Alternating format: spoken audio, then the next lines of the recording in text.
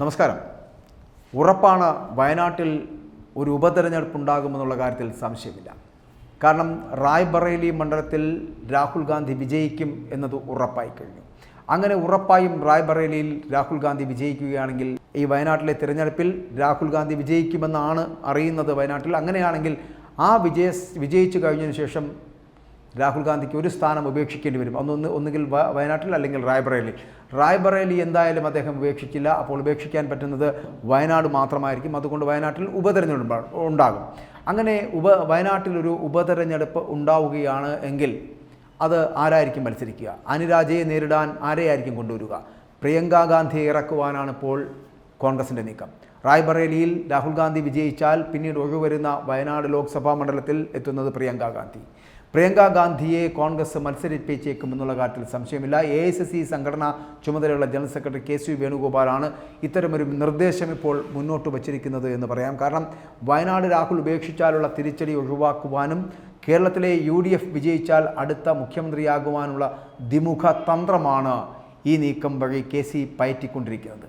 ഉത്തർപ്രദേശിലെ തിരിച്ചടി ഭയന്ന് റായ്ബറേലിയിൽ മത്സരിക്കുവാനുള്ള AICC നേതൃത്വത്തിൻ്റെ നിർദ്ദേശം രാഹുൽ ഗാന്ധി സ്വീകരിച്ചപ്പോൾ വയനാട് ഉപേക്ഷിക്കില്ല എന്നുള്ള ഉറപ്പ് അദ്ദേഹം നൽകിയിരുന്നു.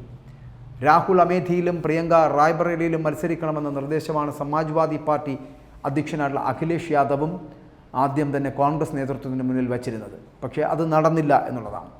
രാഹുൽ ഇല്ലെങ്കിൽ അമേഠിയിൽ മത്സരിക്കുവാൻ പ്രിയങ്ക ഗാന്ധിയുടെ ഭർത്താവായിട്ടുള്ള റോബർട്ട് വാദ്ര രംഗത്തെത്തിയിരുന്നു.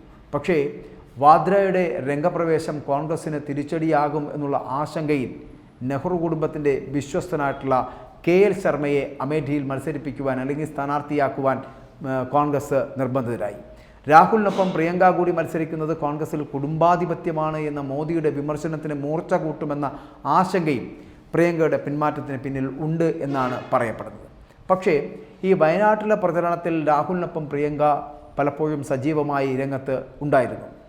നാമനിർദ്ദേശ പത്രിക സമർപ്പിക്കുവാനും പ്രചരണത്തിനായിട്ടുമൊക്കെ 2 ദിവസവും മാത്രമാണ് രാഹുൽ വയനാട്ടിലെത്തിയിരുന്നത് എങ്കിൽ നാമനിർദ്ദേശ പത്രിക സമർപ്പിക്കുവാൻ രാഹുലിനൊപ്പം എത്തിയ പ്രിയങ്ക രാഹുൽ ഇല്ലാതെ തന്നെ റോഡ് ഷോയ്ക്കുമൊക്കെ വേണ്ടിയിട്ട് എത്തുകയുണ്ടായി. പ്രിയങ്ക വയനാട്ടിൽ മത്സരിച്ചാൽ എതിർപ്പുകൾ കുറയുമെന്ന് ഇപ്പോൾ KC വിഭാഗം അടക്കം നേതാക്കൾ കരുതുന്നുണ്ട്.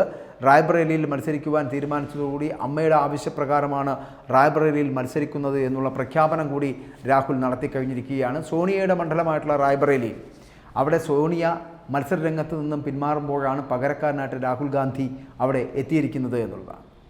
ഈ നെഹ്റു കുടുംബത്തിൻ്റെ പരമ്പരാഗതമായിട്ടുള്ള മണ്ഡലങ്ങളായിട്ടുള്ള ഉത്തർപ്രദേശിലെ അമേഠിയും റായ്ബറേലിയും തന്നെ അറിയപ്പെടുന്ന അത്തരത്തിലാണ്.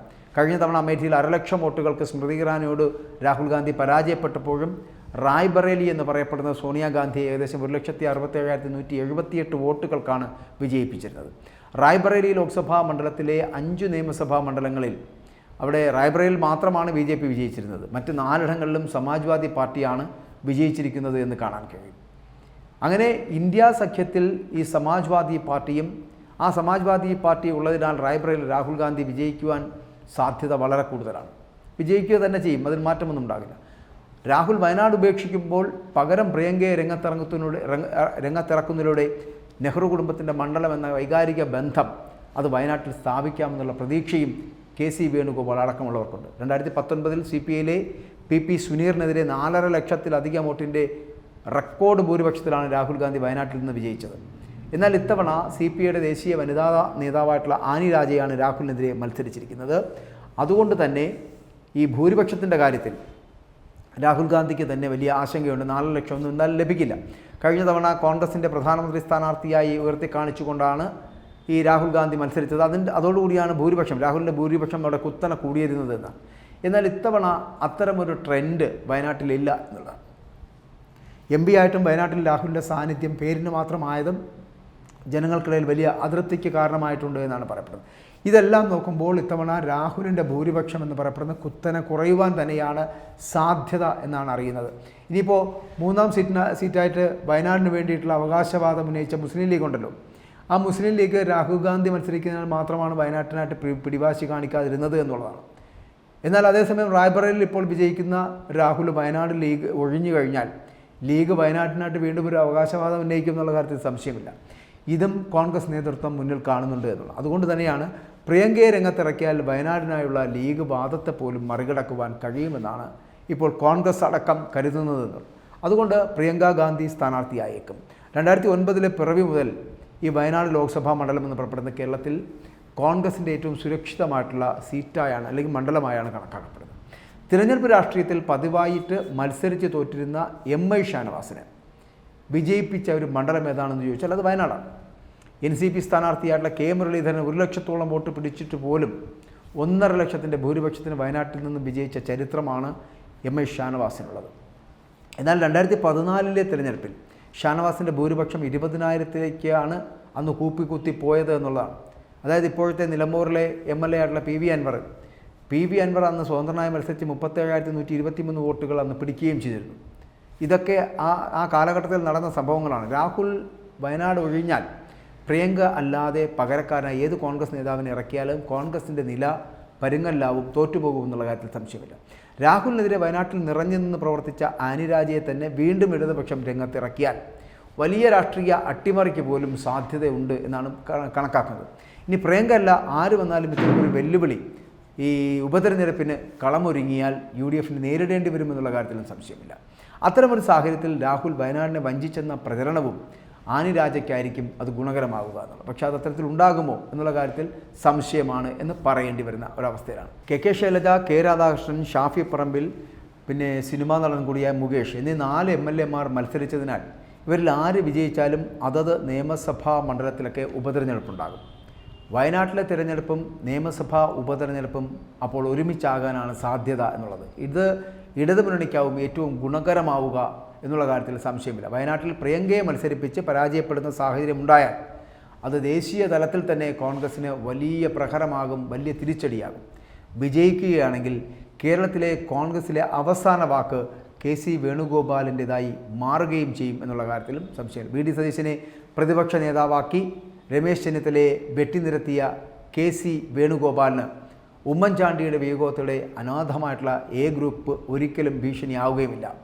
A ഗ്രൂപ്പിലെ പ്രധാനികളായിട്ടുള്ള T സിദ്ദിഖും ഷാഫി പറമ്പിലും നിലവിലൊക്കെ KCയുടെ ചേരിയിലാണുള്ളത് തന്നെ.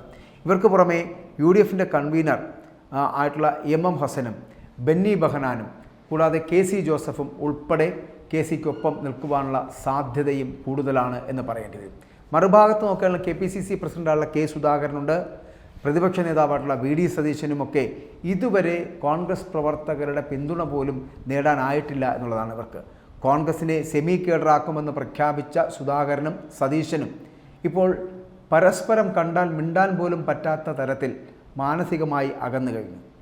കോൺഗ്രസിനെ പുനരുജ്ജീവിപ്പിക്കുവാൻ വേണ്ടി യൂണിറ്റ് കമ്മിറ്റികളടക്കം പ്രഖ്യാപിച്ച ഇവർ ഒരു പരിഷ്കാരവും കോൺഗ്രസിൽ ഇതുവരെയും നടപ്പാക്കിയിട്ടില്ല എന്നുള്ളതാണ് യാഥാർത്ഥ്യം. രമേശ് ചെന്നിത്തലയുടെ I ഗ്രൂപ്പും നിലവിൽ തൃശങ്കൂലാണ് ഉള്ളത് എന്നുള്ളതാണ്. അതിനാൽ തന്നെ കേരളത്തിലെ കോൺഗ്രസിൻ്റെ നേതൃത്വം കൈപ്പിടിയിലാക്കാൻ വേണ്ടിയിട്ട് തന്നെയാണ് KC വേണുഗോപാൽ ശ്രമിക്കുന്നത്. KC വേണുഗോപാലിന് അത് എളുപ്പം സാധിക്കുമെന്നു തന്നെയാണ് രാഷ്ട്രീയ നിരീക്ഷകരടക്കം വിലയിരുത്തുന്നത്. 2019 വയനാട്ടിൽ T സിദ്ദിഖിനെ കോൺഗ്രസ് സ്ഥാനാർത്ഥിയായി പ്രഖ്യാപിച്ച് പോസ്റ്ററടക്കം അടിച്ച് പ്രചരണം തുടങ്ങിയപ്പോഴാണ് KC വേണുഗോപാലിൻ്റെ ഉപദേശപ്രകാരം അമേഠിക്ക് പുറമെ വയനാട്ടിലും രാഹുൽ ഗാന്ധി മത്സരിക്കാനെത്തിയത് എന്നുള്ളതാണ്.